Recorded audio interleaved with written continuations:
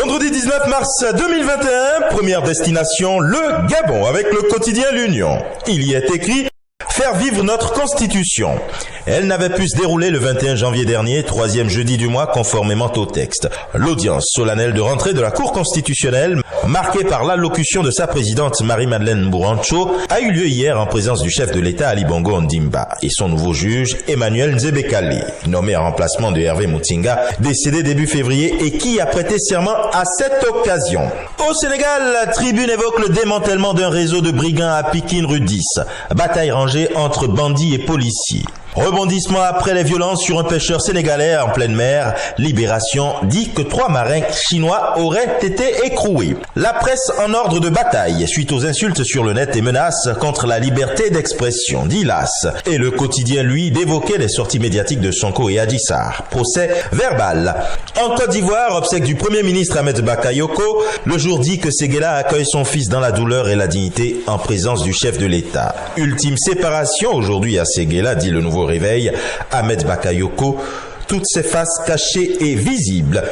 La même actualité avec Fraternité Matin, adieu Ambak, écrit tristement le journal. Le chef du gouvernement sera inhumé aujourd'hui à Séguéla. Obsèque du Premier ministre Ahmed Bakayoko, le patriote écrit également que Séguéla accueille son fils avec dignité et douleur. Il est question avec le bélier intrépide de la situation sociopolitique.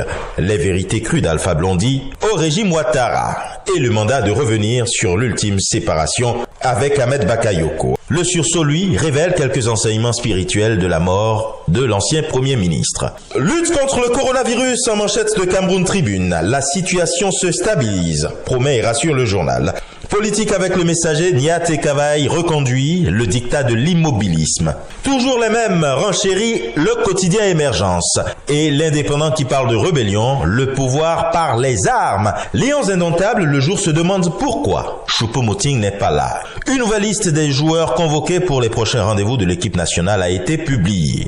Et au Bénin maintenant, présidentielle du 11 avril, bataille pour la conquête de l'électorat avec la nation. Fraternité propose à la lecture une enquête relative au business de l'adoption des enfants en situation difficile. Au-delà des lois, nécessité de prendre des mesures draconiennes. Et présidentielle d'avril 2021, également avec la presse du jour, les élus du littoral réaffirment leur soutien au duo Talon Talata. Le cas de l'opposante Rekia Madougou préoccupe Matin Libre. Et comme pour lui répondre, le challenge cite des propos du porte-parole du gouvernement aux avocats de la concernée. Une prison n'est pas un hôtel à 5 étoiles, dixit Alain Ouroula. Coopération bilatérale, Togo Matin dit que Faure Gnassingbé a accueilli 8 nouveaux ambassadeurs hier. Et pour le Burkina Faso, le quotidien L'Information pour tous écrit, le gouvernement à propos de la réforme des examens et concours rassure que pour l'année 2021, les seconds tours des examens du BEPC et du bac ne sont pas supprimés, contrairement à la rumeur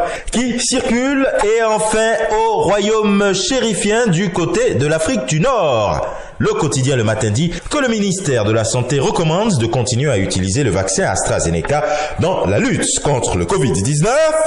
Et ce sera tout pour aujourd'hui. Mais encore, prudence, vigilance et surtout, n'oubliez pas les gestes barrières. À demain.